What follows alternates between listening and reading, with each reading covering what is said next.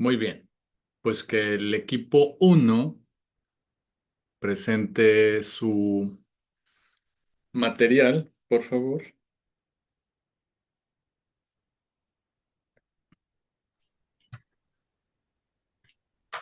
Roberto, ¿puedes compartir pantalla?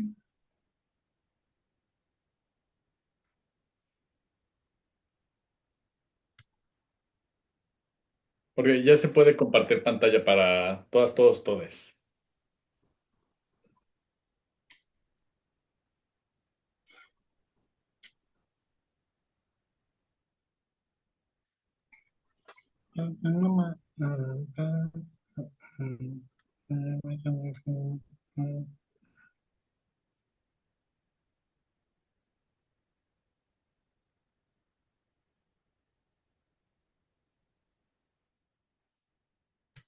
Listos.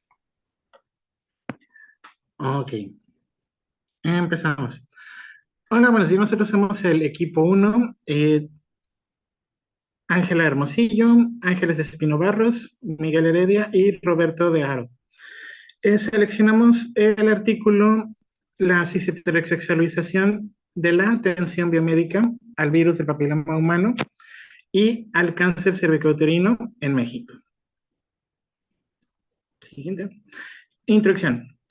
El virus del papiloma humano, el VPH, es la infección de transmisión sexual más común a nivel mundial de acuerdo a la Organización Mundial de la Salud y la Organización Panamericana de la Salud, afectando al 80% de la población mundial en algún momento dado de su vida. Existen 105 variantes del virus, de las cuales se pueden dividir en alto riesgo y bajo riesgo. Las de alto riesgo, el tipo 16 y el 18, son los que se enfocan en este estudio, que son los causantes del cáncer cervicouterino. También se pueden presentar tipos de cáncer anal, faríngeo o de pene, y los de bajo riesgo son las que se presentan mediante sintomatología con verrugas o tumoraciones en vías respiratorias. Este tipo de infección se transmite mediante la actividad sexual con el simple contacto entre pieles o genitales. Dentro de las políticas de atención, el sector salud se enfoca básicamente en el cáncer cervicouterino, enfocándose todavía más en la población cisgénero femenina, dejando a un lado a la población masculina y a la población de la comunidad LGBT, siendo la primera causa de muerte entre los 25 y 34 años, la segunda en los grupos entre 35 y 44 y 44 y 64. Se hace énfasis en el artículo en que la investigación se hace hacia la prevención y la erradicación, enfocándose en los niveles socioeconómicos, la falta de información y falta de redes de apoyo a las pacientes.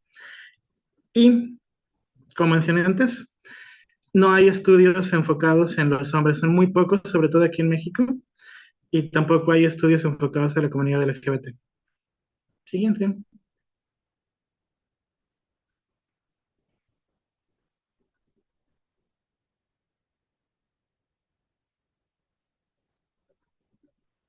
Ángeles.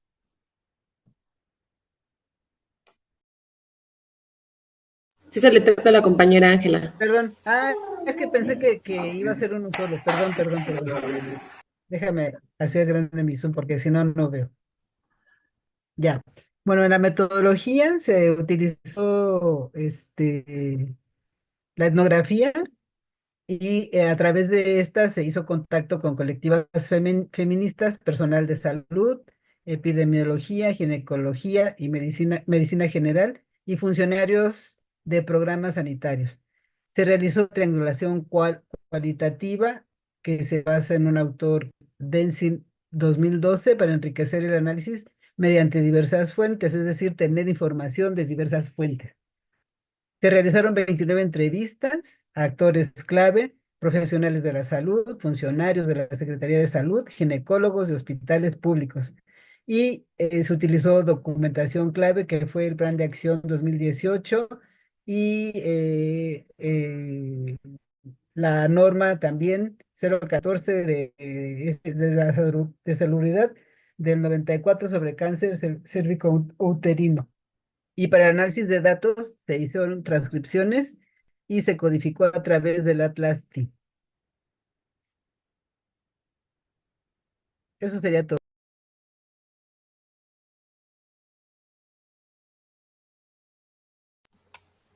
Bueno, como resultados, voy a tratar de resumir un poquito porque es un poco extenso. Entonces menciona que la cis-heterosexualización de la atención al BPH y al cáncer cervicouterino es más inclinado hacia la atención de mujeres, en este caso para las de cisgénero. Eh, ay, se movió.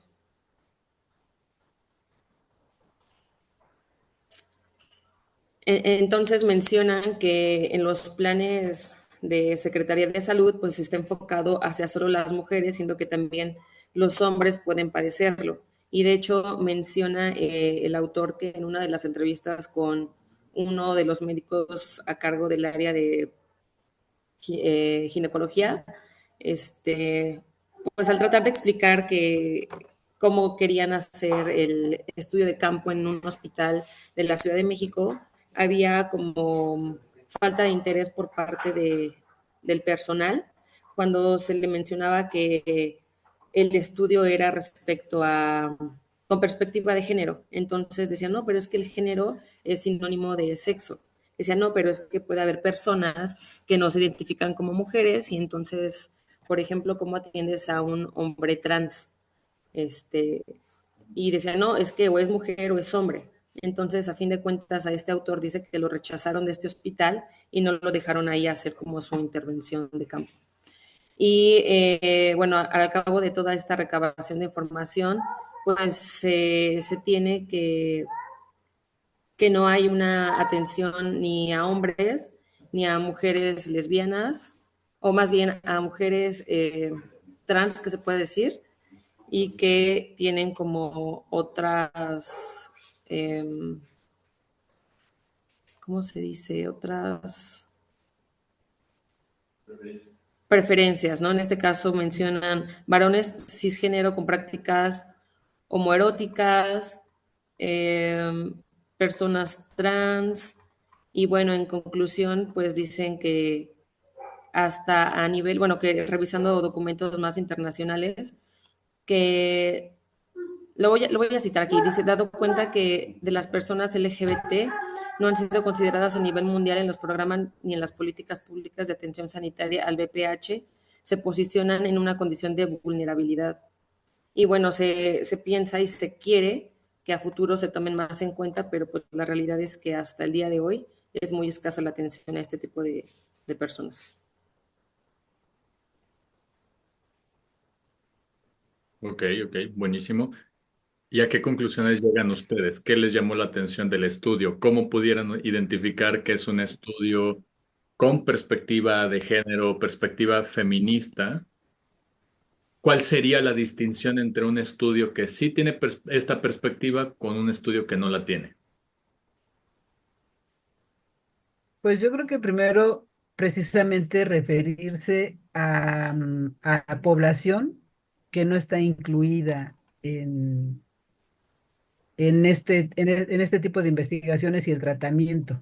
O sea, está dirigida hacia, como ya lo dijeron varias veces, a mujeres cisgénero, pero no a las otras poblaciones que están en riesgo, que lo padecen y que mueren por el virus del papiloma.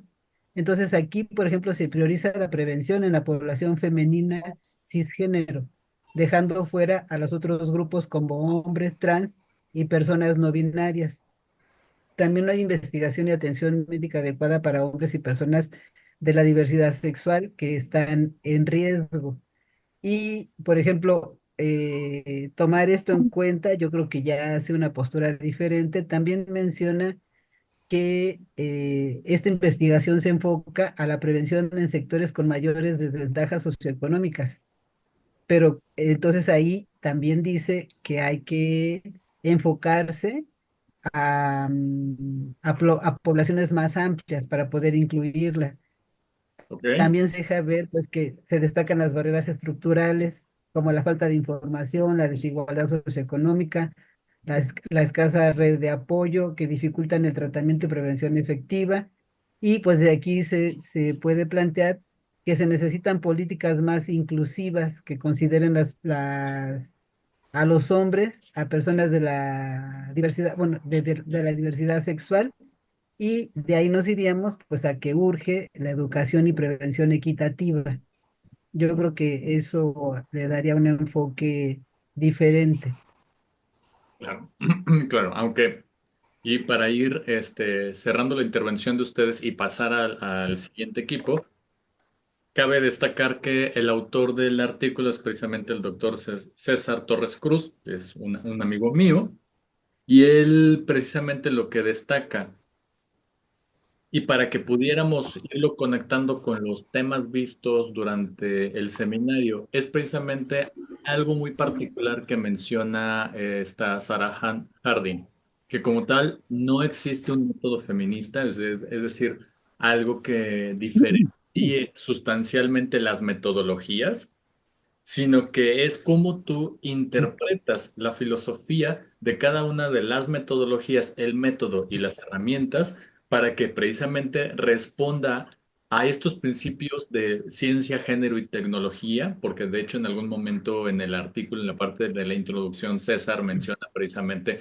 las propiedades del estudio, ¿no? Que precisamente se va a enfocar, perdón, desde ciencia, género y sociedad, ¿no? Lo cual sus objetivos van a estar siempre anclados en estos factores y cómo de alguna manera van creando estas dimensiones analíticas. En ese sentido, precisamente es importante destacar que un artículo de esta naturaleza tiene por cualidad, primero, visibilizar condiciones de opresión. O sea, aquí lo vamos a traducir a algo que se comprende como compromiso ontológico. Es decir, que aquella descripción del ser la vamos a estar situando ya sea por los impactos estructurales que tiene sus condiciones de salud, como por ejemplo en este caso estamos hablando de ontologías no heteronormativas, ajá, las diversidades sexuales en un contexto estructurado por la biomedicina cis heterosexual. Entonces, cuando tiene ese tipo de propiedades, pues todo el artículo lo que va a estar buscando, tanto en el marco teórico como en la metodología, el método y las herramientas, es tratar de visibilizar esas condiciones, generar a través de estas metodologías reflexiones críticas de lo que se tiene que implementar y no dando un pie a la reproducción del discurso oficialista del sector salud, de que todo está bien, todo, claro que el sistema de salud es perfecto, claro que puede atender, tiene ciertas deficiencias, pero jamás se nombran específicamente cuáles son. Y entonces en este caso vamos viendo que la atención al BPH está totalmente concentrado en cuerpos normativos. De hecho, en algún punto cita a Paul Preciado. Paul Preciado es un filósofo trans que menciona precisamente la estética del cuerpo nacional, ¿no? En esa idea de la estética del cuerpo nacional tiene que ver como con los discursos, o más bien con ¿cómo se le llama? Con los dispositivos, siguiendo una lectura muy de cerca de Michel Foucault, como los dispositivos gubernamentales, entre ellos el sector salud y evidentemente su brazo tecnológico como es la biomedicina, lo que va a estar haciendo es reproducir la idea de qué cuerpos son los que merecen vivir en un estado-nación. De ahí, de alguna manera, también tiene una cita a Judith Butler y estoy súper seguro, si me voy a reflexión, a las partes de las referencias, seguramente está cuerpos que importan.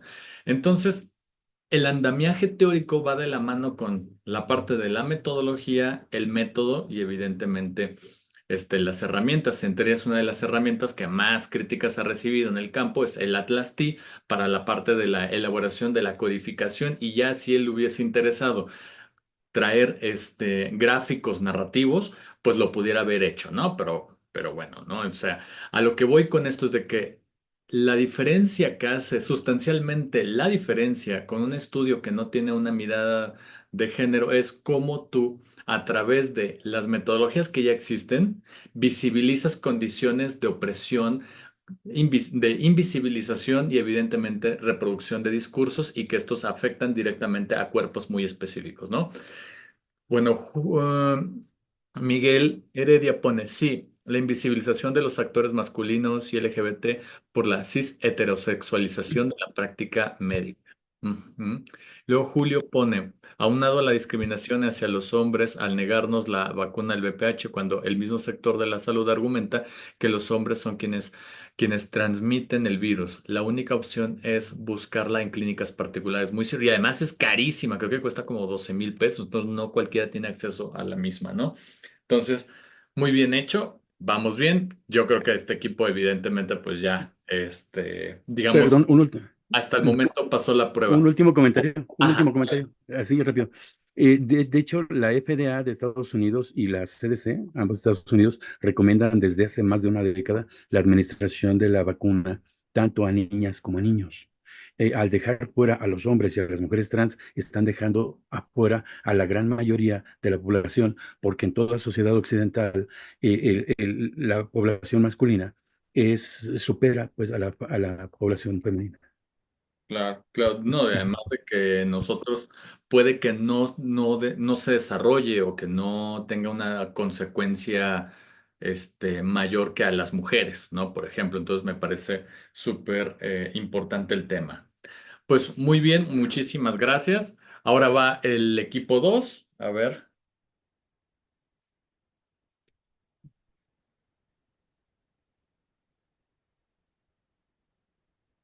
¿qué tema eligieron?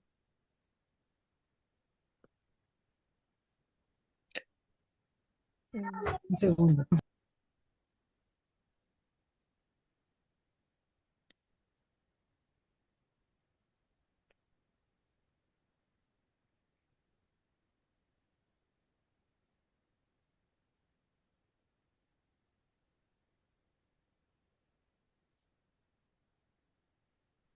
Hola, profesor. Este,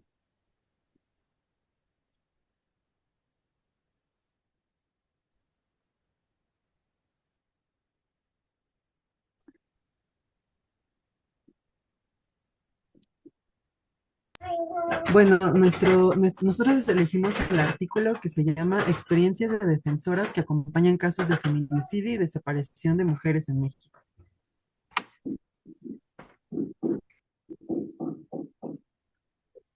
Un momento, yo voy a sí, compartir la pantalla.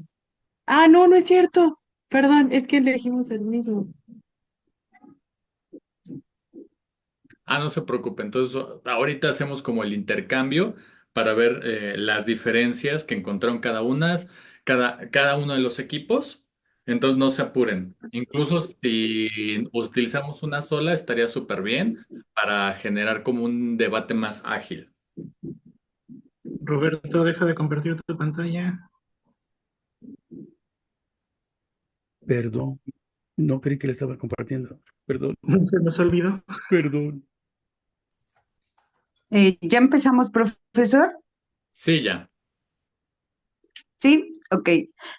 Bueno, en este artículo, parte de la introducción es como la crisis de seguridad en México. ¿Cuáles son las preocupaciones complejas sobre la exclusión, la marginación y la discriminación que existen en las mujeres, ¿no? Exclusivamente cómo vemos la violencia generada desde un panorama que aquí lo mencionan como cómo las cuestiones sociopolíticas van ayudando a normalizar como cierta violencia generada desde el punto de seguridad aquí en México. Entonces, el análisis de los desafíos para las defensoras que han hecho como aportes en parte de los derechos humanos y destaca la relevancia de enfoques interseccionales, es que se enfoca en la actuación de 12 entidades federativas respecto a dos tipos de violencia, que es el feminicidio y la desaparición forzada, que ellos manejan como violencias letales, ¿no? Entonces, no sé si bueno, en estos apartados, una de las discusiones teóricas es sobre la violencia y el análisis del feminicidio institucional y la sensibilidad de distintas realidades, ¿no? Entonces, el segundo punto del apartado es, se desarrolla un análisis contextual donde se visibiliza las tendencias estadísticas y las dinámicas que agravan la problemática. Yo me voy a concentrar en el uno y en el 2 y en continuación mis compañeros se van a concentrar en la presentación de la metodología y en el cuarto en el análisis de resultados.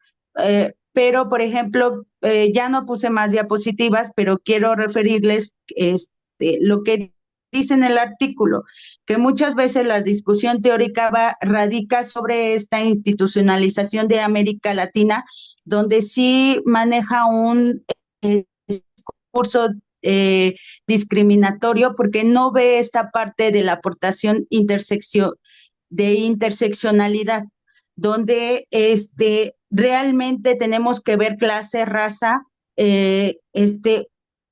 una serie de desigualdades que, bueno, aquí lo maneja perdone, lo maneja la interseccionalidad como un marco analítico esencial para desentrañar la complejidad inherente de las interacciones de género, raza, clase y otras categorías diferenciadas social y de violencia de género. Entonces, en este enfoque se radica más en eso, en entender cómo en distintas entidades federativas podemos no solamente entender cómo que solamente existe una realidad, sino existen muchas realidades y que tenemos que contextualizar en dónde están paradas, cuál es su situación económica, diversas marcos que hemos visualizado que hacen muy latente una desigualdad socioeconómica, una desigualdad sociopolítica en la que desaparición forzada son como rasgos muy importantes. Y te manejan unas tablas estadísticas. Ahorita sigue la metodología. Gracias. Bueno, el apartado de metodología se refiere principalmente pues al objetivo que consistía en examinar las experiencias en derechos humanos de las personas involucradas en el seguimiento de casos de feminicidio y mujeres desaparecidas de dos entidades federativas de México. El grupo de investigadores estuvo integrado por profesoras del UNAM e integrantes de Investigación Ciudadana SIGUA y además de artesanas de paz y justicia. El estudio se llevó a cabo pues durante la pandemia. Obviamente estaba integrado por grupos focales y desafortunadamente, bueno, pues con la pandemia se vio en la necesidad de disminuir los grupos a solamente 3 grupos focales que se fueron entrevistados en plataformas de videoconferencias para facilitar la interacción y la recolección de datos. Se emplearon como instrumento de recolección entrevistas semiestructuradas y con estas se recabaron información para valorar las dificultades que enfrentaron las defensoras, así como las perspectivas sobre las medidas públicas enfocadas en la atención sobre la violencia y la protección de las mujeres. Se llevó a cabo la transcripción completa de las conversaciones para las mesas de discusión y se identificaron categorías de análisis en las que se clasificaron la información que reflejara claramente, bueno, que se reflejara con claridad y el orden, los temas que forman parte del estudio. Se empleó para su análisis un software que fue el Atlas T y con este se dio pues paso a los resultados. Gracias. Y bueno, para hablar sobre estos temas o estos análisis de categorías, el artículo nos menciona que, por ejemplo, dentro de los discursos se hizo mención de la transversalidad de la perspectiva de género, en donde a pesar de que sí ha habido avances, como esta parte de la ley para salvaguardar a las mujeres en contra de la violencia de género, muchas veces estas leyes o estas iniciativas no se hacen con un adecuado diagnóstico de las mismas violencias que sufren, ya sea estructurales o sistémicas, y particularmente de las mujeres más precarizadas. Es decir, se tiene la intención, pero realmente no se hace un abordaje teórico o investigativo realmente adecuado y que justamente tome en cuenta esta parte de la interseccionalidad. Recordando que justamente este trabajo de investigación se hizo durante la pandemia, la crisis de inseguridad en el país y la calidad de vida de las mujeres tuvo mucha significancia debido a que al estar las mujeres confinadas, obviamente iba en aumento las agresiones y la ineficacia institucional ante estas crisis, ¿no? O sea, la violencia familiar, doméstica iba en aumento y obviamente las autoridades pues no reaccionaban adecuadamente. Además de que las mujeres, recordemos que se dedicaban antes de la pandemia a actividades propias del hogar, con este fenómeno se incrementó más el aumento de cuidados sanitarios, es decir, ahora tenían que cuidarse, además de ellas mismas, si es que les daba tiempo, pues tenían que cuidar a los enfermos, a los hijos, lavado de baños, lavado de higiene, ¿no? De toda la casa. Y pues bueno, a grandes rasgos en las conclusiones, lo que nos mencionan es que han habido muchos retos y aún quedan muchos por hacer, porque justamente existen estas discrepancias entre las estrategias gubernamentales y las necesidades reales de las mujeres afectadas. Em, lo que da como resultado pues esta brecha que existe entre las políticas de igualdad que se promueven de las instituciones sin una verdadera perspectiva de género o perspectiva feminista, porque no atiende realmente a sus necesidades o sus problemas, sino que solamente se pretende atacar de manera general o gubernamental pues para quedar bien básicamente. Y ante este escenario, pues estas mismas defensoras han propuesto un enfoque más transversal e incluyente que contemple la multiplicidad de las identidades y las experiencias de todas las mujeres para justamente crear leyes o programas que atiendan a cada una en función de sus particularidades. Y esto sería todo. Ok, ok. También para ahorrar tiempo, me gustaría este, que el otro equipo también interviniera, pero tal vez de una manera también más, ¿cómo decirlo?, más concreta, con tal vez elementos que hayan faltado en la presentación del equipo anterior, para así llevar a las conclusiones. ¿Va?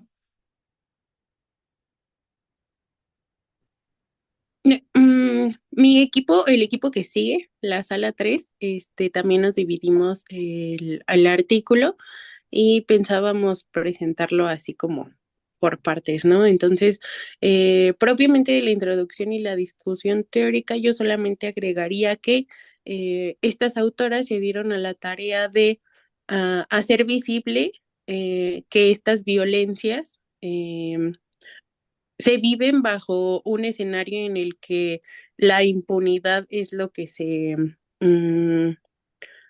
va haciendo cada vez más grande, ¿no? Entonces, en relación a esto, lo, lo que el objetivo de este artículo, por así decirlo, era hacer visibles las resistencias que tanto las defensoras como las redes de apoyo hacia estas personas que pues viven opresión eh, hacen, ¿no? O sea, por ejemplo, defender los derechos humanos, la creación de políticas de participación en medios de comunicación y pues estos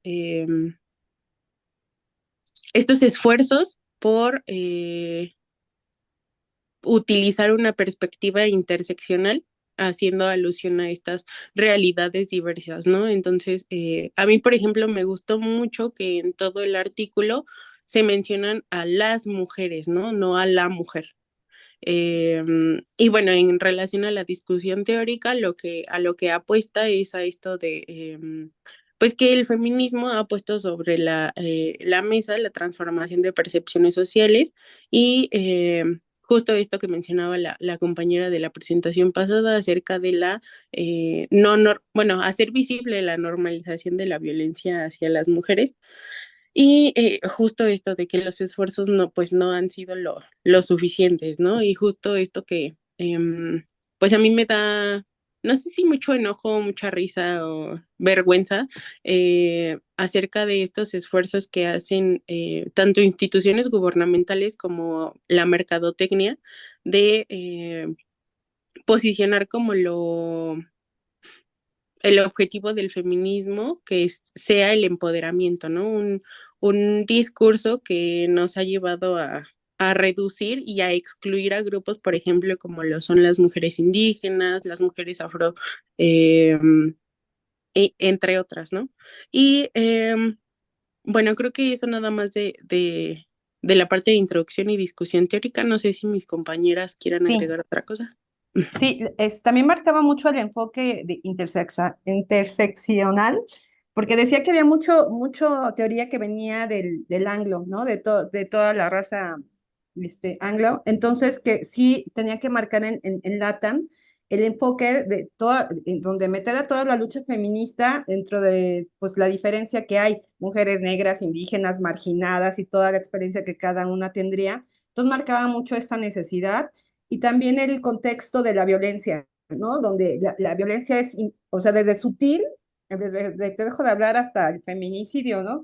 Y sobre todo la desaparición, marcaba mucho la desaparición, donde de verdad generaba una economía que genera importantes capitales para ciertas personas.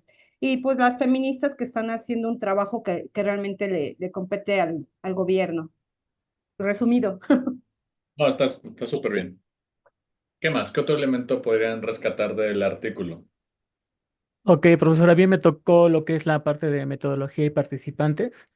Lo que podría agregar y aportar es la importancia de la selección de los participantes y la metodología. Yo de manera personal, profesional, realizo grupos de enfoque para una casa encuestadora. Entonces es muy importante aquí a qué grupo va dirigido. Y algo que está desde mi perspectiva muy fuerte para sustentar y para aportar es que todas las participantes pues, son defensoras de derechos humanos, son dirigentes del grupo de apoyo a mujeres, son profesoras de la ENAM, investigadoras, son integrantes de esta agrupación de SIGUA, ¿no? Que es un espacio en línea feminista que brinda acompañamiento. O sea, es gente que ya está empapada del tema y que las participaciones se vuelven muy concretas. Y el hecho en este trabajo de lo que es el análisis de las preguntas abiertas que se llama, tienes que estar muy, muy empapado del tema para que la manera en que las agrupes tengan todas las respuestas te generan información de qué es lo que sienten, qué es lo que viven. Tienes que dividir si solo es sentimiento, es acción, es consecuencia. O sea, es muy complejo agruparlos y el hecho de que usen este software, ¿no? El cual te ayude a hacer esta concentración de respuestas, te permite, ya cuando tú lo graficas, que haces un análisis del resultado, se vuelve mucho, muy importante, ¿no? Entonces aquí se combinan estas dos cosas acerca de que eh, tiene que ser gente, bueno, en este caso utilizaron personas que están muy, muy empapadas del tema, que ya son dirigentes, que ya tienen incluso experiencias en políticas públicas, que es desde donde también hace falta mucho esta influencia. Entonces creo que la concentración de esta información entre metodología y participantes también es de gran relevancia para los resultados de la investigación. Ok. ¿Algo más?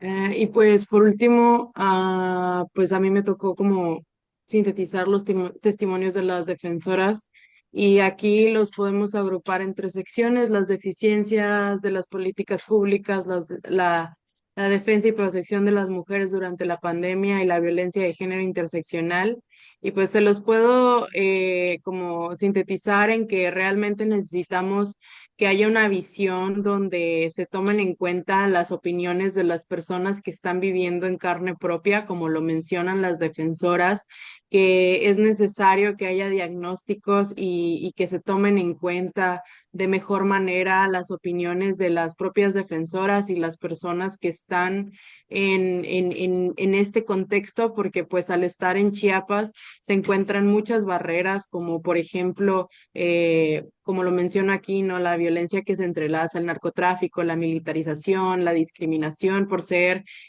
parte de algún pueblo originario, la desigualdad social, todas estas cosas, ¿no?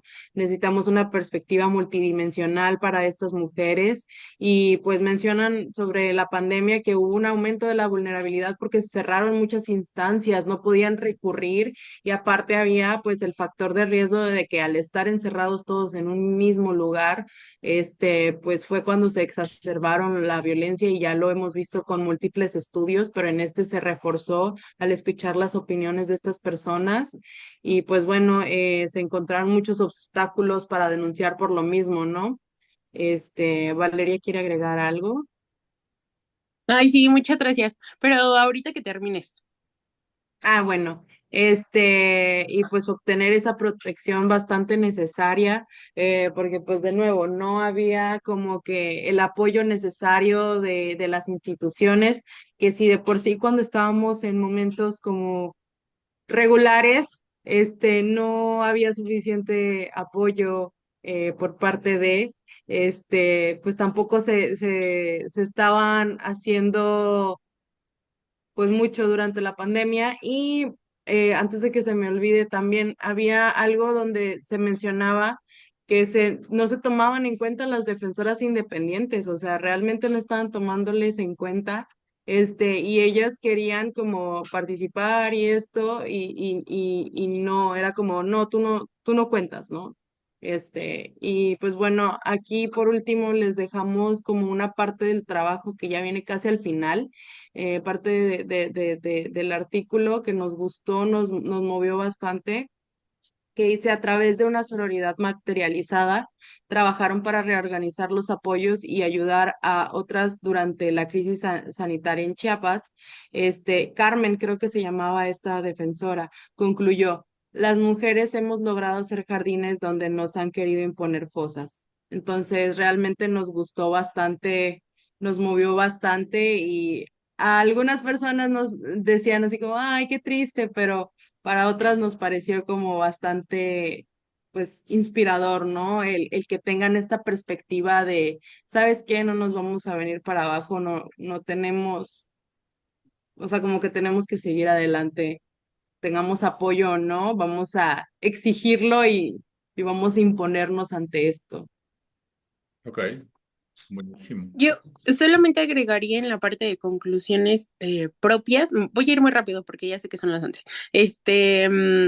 Cuando yo escucho investigación con perspectiva de género, espero que, ay, ¿me siguen escuchando? Sí, sí, sí, Sí, sí. Esperaría que el artículo me lleve a una reflexión, ¿no? Una reflexión acerca de a lo mejor y deficiencias o de lo que estamos haciendo o de lo que no estamos haciendo. Y otra cosa es honrar las voces de las mujeres, ¿no? Y creo que este artículo hizo esas dos cosas. Entonces creo que es un claro ejemplo de cómo hacer investigación con perspectiva de género. Ok, buenísimo. Yo creo que hacer este tipo de ejercicios nos ayuda para no solamente ir entendiendo en la parte como superficial temas que de alguna manera teóricamente ya los habíamos como revisado, ¿no? De la parte de la cuestión de las desigualdades, la cuestión de la opresión hacia las mujeres y otros grupos discriminados, marginalizados, sino que también para acercarnos a las discusiones vigentes. Por ejemplo, a ver, yo diría en la estructura de la escritura del artículo, me parece muy, muy lindo que primero, y además aquí yo creo que tiene que ver con la mano de la autora Chauvin, porque ella escribe en ese estilo, ¿no? O sea, te pone primero en la parte de la introducción como, pues, lo que se entiende por introducción, ¿no? Un poco la parte de la crisis de seguridad en México. Luego, el objetivo, el presente trabajo analiza la diversidad de desafíos. Luego, entonces, a partir de, porque se podría entender como el objetivo general y luego tiene este desplegado en la introducción, ¿no? Como los objetivos de cómo está estructurado el artículo. El primer apartado aborda una discusión teórica. En segundo lugar, desarrollamos un análisis contextual de la crisis de seguridad. En tercer apartado se presenta la metodología utilizada en este estudio. En el cuarto apartado analizamos los resultados. Entonces me parece ahí como muy puntual, ayuda bastante a el lector o la lectora. Entonces, para que lo tengan en cuenta, que un proyecto de investigación desde esta naturaleza y con pues este estilo que le da el Consejo Editorial de Debate Feminista, pues nos ayuda a establecer una metodología incluso en la parte de la escritura, ¿no? Ok, discusión teórica. Perdón, ¿podrías repetir eso nuevamente? Lo que le da el estilo. Ah, que en la introducción te presenta dos párrafos iniciales donde habla del tema central, te habla de la crisis de seguridad. Y acuérdense que un párrafo tiene por propiedad 5 líneas que hablan del tema general. Ujú. Entonces acá tienen 2 párrafos. Luego entonces te presentan el objetivo general. El presente trabajo analiza y te dice. Ujú. Y después vienen los objetivos secundarios, específicos. El primer apartado aborda el segundo lugar, el tercero y el cuarto. Ajá, que te plantea no solamente los específicos, sino que parte de cómo está estructurado todo el texto. Ujú.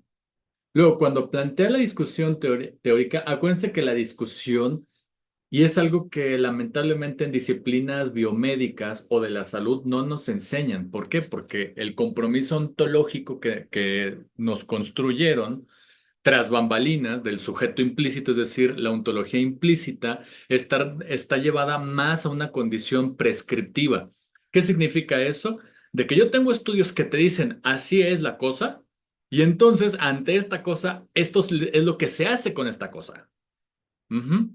Jamás llega una aspiración que llamamos compromiso ontológico normativo, es decir, que busque cambiar las políticas sociales o las políticas de salud.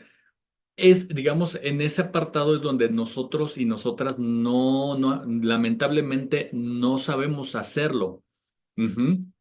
Entonces, acá lo interesante de los 2 artículos es de que contemplan precisamente en su discusión una condición ontológica no solamente descriptiva, no solamente prescriptiva, no, perdón. Sí, sí, sí, perdón, me confundo. Es que cuando hacemos análisis ontológicos desde la condición de estudios de género, lo que entendemos por una condición ontológica es el ente, es decir, el sujeto que hace una acción, al cual estoy describiendo a partir de mi epistemología. ¿Ok? Yo pudiera decirles como, por ejemplo, en terapia familiar, mi condición epistemológica es teoría general de los sistemas. Y la condición ontológica es de que a través de esa epistemología describe a la familia como un sistema abierto, biológico y que está interconectado. Ujú. Y a partir de eso, de esa parte descriptiva, se hace lo prescriptivo, es decir, la terapia como una tecnología de la psicología que busca modificar comportamientos, patrones dañinos ante este tipo de situaciones de las familias, ya descritas ontológicamente anteriormente con la epistemología de los sistemas, pues interviene. Pero si se dan cuenta, en ese apartado solamente abarca una condición descriptiva e inmediatamente prescriptiva, es decir, lo que se tendría que hacer con este ser para normalizarlo. Y en la parte de ontología normativa es donde ahí vienen los contrastes, donde dices, a ver, pero la política de salud realmente está atendiendo a todas las familias, es decir, su descripción ontológica, lo que me está diciendo es una familia normativa cis heterosexual con una división clara, una división sexual del trabajo a nivel claro, que eso traería salud. Entonces se dan cuenta que cuando hacemos una discusión teórica, agarramos estos elementos y por eso hacemos contrastes. Lo que ya se están discutiendo y aparecen los resultados, y me parece una cosa interesantísima, es una discusión acerca de lo que es la implementación de las alertas de género, que ya lo había yo escuchado testimonialmente. Yo trabajé en el grupo de trabajo para la activación de la alerta de género en Puebla. Y una de las cosas era precisamente eso, que había como ese discurso oficialista de que se están haciendo grandes cosas y qué chingón, que qué padre que exista las alertas de género, pero que lamentablemente no cumplen. Ajá. Y en algún punto una de las, ¿cómo se llama? ¿Cómo se llama? Activistas menciona que por ese discurso oficialista siguen matando a las mujeres, ¿no? Entonces me parece súper fuerte lo que está diciendo, pero bueno, ya llegaré a la parte de ese elemento en los resultados. En metodología, ahí sí pudiera decir que en la forma en la que aceptaron el artículo, me pareció que no nos brinda tanta información y que de hecho está un poco revuelta. Por ejemplo, en metodología solamente son 3 párrafos, de los cuales te dice, te repite el objetivo. Ojo, el objetivo ya estaba implícito, ahora lo hacen explícito, pero no creo que tendría que estar en el apartado de metodología. Pero en mi estilo APA aparecería en las últimas líneas antes de llegar a la metodología. Por lo general es así, porque en metodología ya estás hablando totalmente de toda la filosofía metodológica que empleas para llegar al método, herramientas, evidentemente instrumentos. Pero acá lo hicieron de una manera como que toda compactada y eso no me gustó tanto, ¿no? Entonces ahí sí nada más haría la prueba. Ahí voy. Entonces, en ese sentido, podríamos ver como esos elementos. Dice, este equipo se había propuesto realizar entrevistas. Entonces, entrevistas es instrumento. En algún punto de hablar del instrumento, hablan de la metodología con información cualitativa, pero ahí está haciendo una descripción de la información a nivel de lo cualitativo, pero eso no necesariamente lo hace una metodología cualitativa. O sea, tú tendrías que describir, bueno, es que es metodología cualitativa porque se eligió, no lo se diseña, se eligió cualitativa con un diseño narrativo, testimonial, fenomenológico. Entonces, ese tipo de cosas no aparecen. Entonces, ahí sí digo, no me gustó tanto. Porque luego, como que vieron, híjole, nos falta explicar un poquito más, ponen una anotación al pie de la página. Los grupos focales, que es otro instrumento. No, eso es una metodología. Tenemos metodología, es un método de recabar. Y un instrumento es la entrevista. Los grupos focales se llevan a cabo mediante una plataforma de videoconferencias en aulas virtuales de la UNAM. Tú tienes que decir cuál. O sea, la UNAM no tiene esa, digamos, posibilidad de decir, sí, aulas virtuales de la... ¿Cuáles? O si estamos utilizando Zoom, lo que yo tengo acá con ustedes sí es mi aula virtual, pero eso es Zoom. Entonces tengo que darle crédito a el instrumento tecnológico que estoy empleando. Si ya mencionaste Atlas-T, ¿por qué no mencionar Zoom? Entonces, bueno.